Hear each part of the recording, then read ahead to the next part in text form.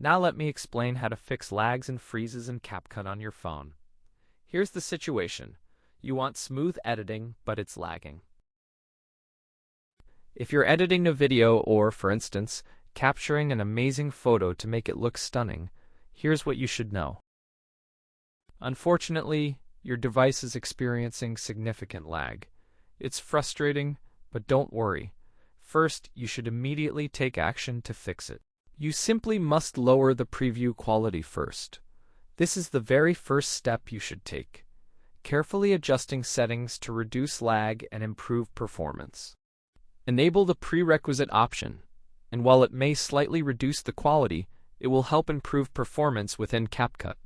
As you can see here, this adjustment is essential for smoother editing and a better experience overall. But with these adjustments, CapCut won't lag anymore. Also, reduce the project load by decreasing the number of effects to enhance performance. And filters.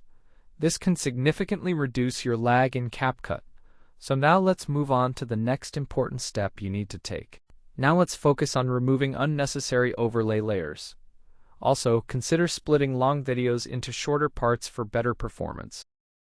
You have a video like this one, or even longer. Just click Split, and now you can easily manage your clips for better editing. 2 frames. Just one video with 2 frames. If it still lags after this, as you can see here, you need to disable unnecessary effects to improve performance. Heavy functions can slow down your editing. For instance, motion blur, 3D zoom, or various AI effects can significantly impact performance. To avoid overloading your phone, you should definitely use lighter files.